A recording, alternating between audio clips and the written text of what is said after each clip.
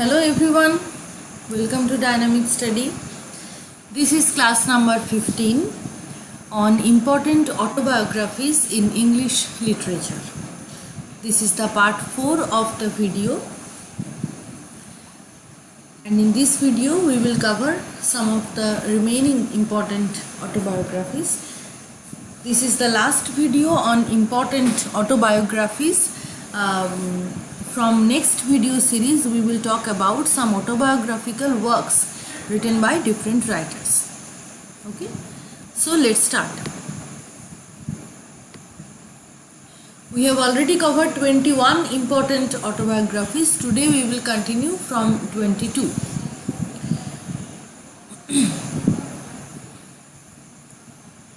This is an autobiography written by Jean-Paul Sartre, La Mottes. It is a French title. The English title is The Words, and it was initially it was titled as Jean Chanster. All of these are a French title. It was originally written in French, and in English it was translated by Bernard Fruchtmann. Okay, Bernard Fruchtmann translated this work into English, and the English title was The Words. This autobiography is divided into two parts. The two parts are called Reading and Writing. These are the title of the two parts. Okay. We move on to our next autobiography.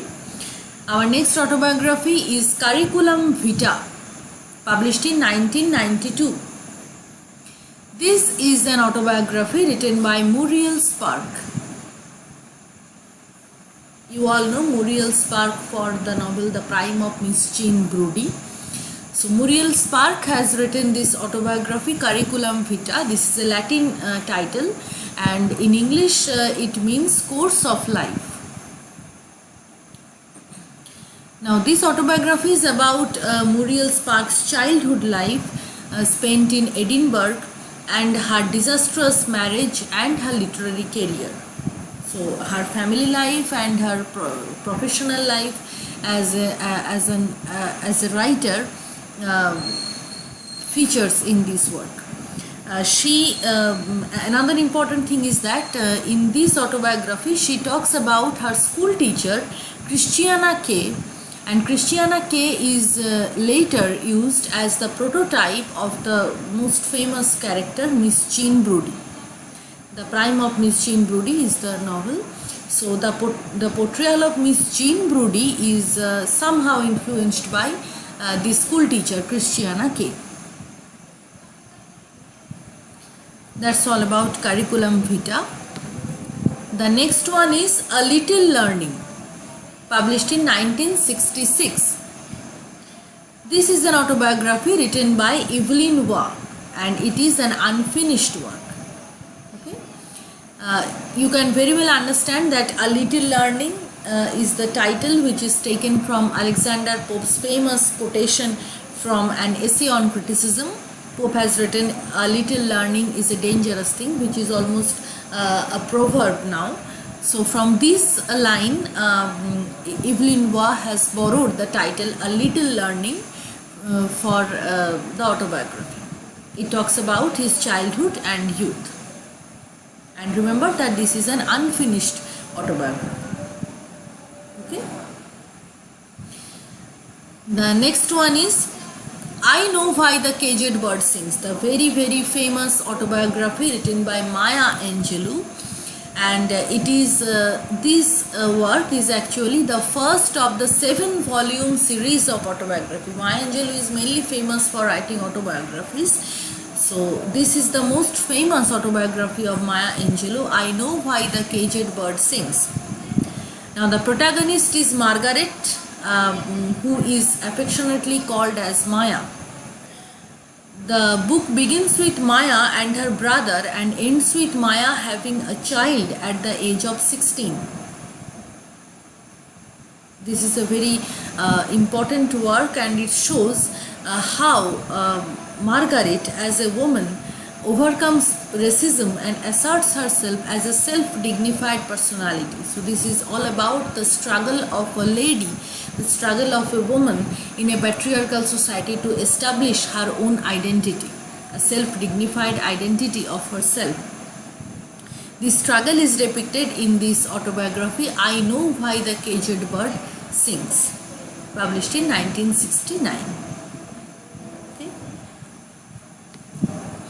This work is nominated for National Book Award in 1970, and James Baldwin called this work as a biblical study of life in the midst of death. Very beautiful comment. A biblical study of life in the midst of death. That is how James Baldwin praised this autobiography of Maya Angelou. Okay.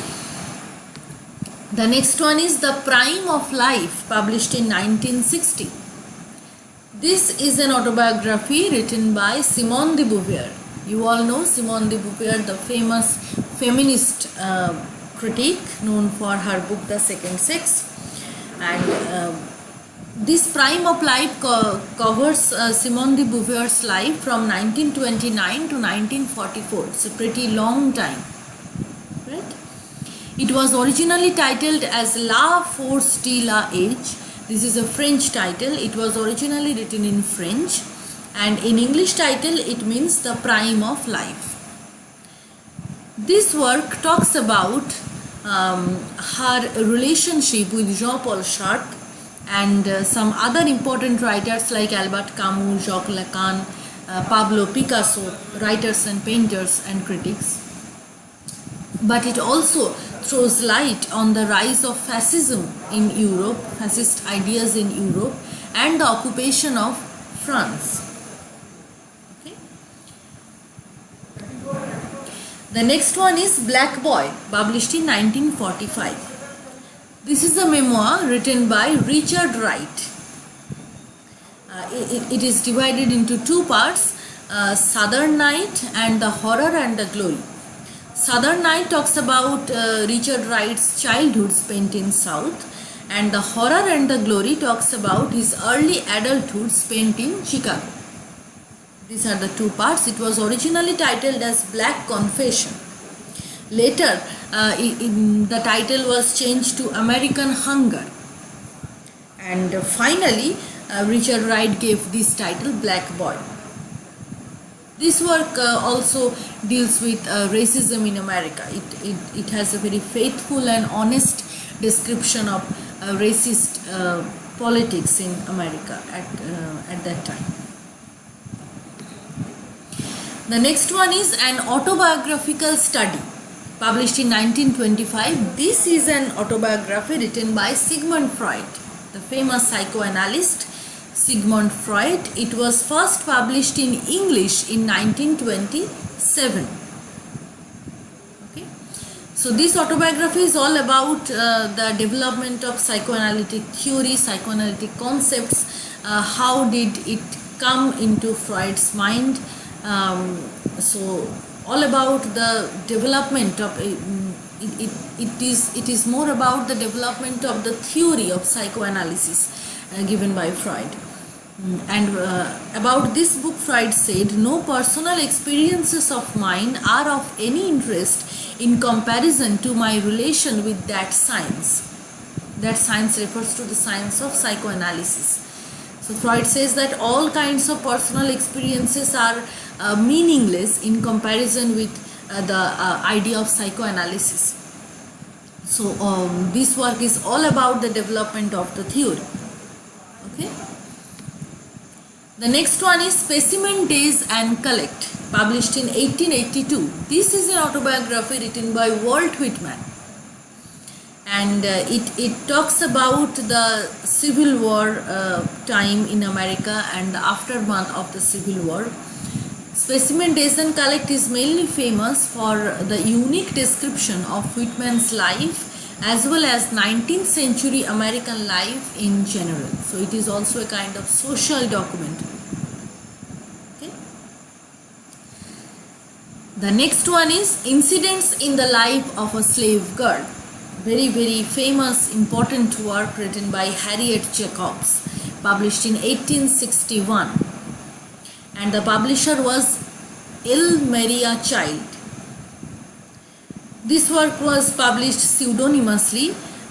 The pseudonym was Linda Brent. Linda Brent is also the narrator and the protagonist. And this work, Incidents in the Life of a Slave Girl, deals with Harriet Jacobs' own life as a slave and how she gained freedom for herself and for her children. So her experience as a slave and her experience as a slave and how she has freed herself and her children from this curse of slavery. This is all about the plot. Okay.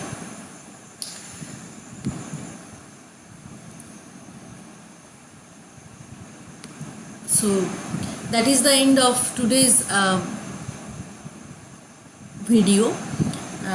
I hope this video series have helped you a lot. Thank you very much. Keep on watching Dynamic Study. Keep on learning. We will meet very soon in our next class. Have a nice day. Bye bye.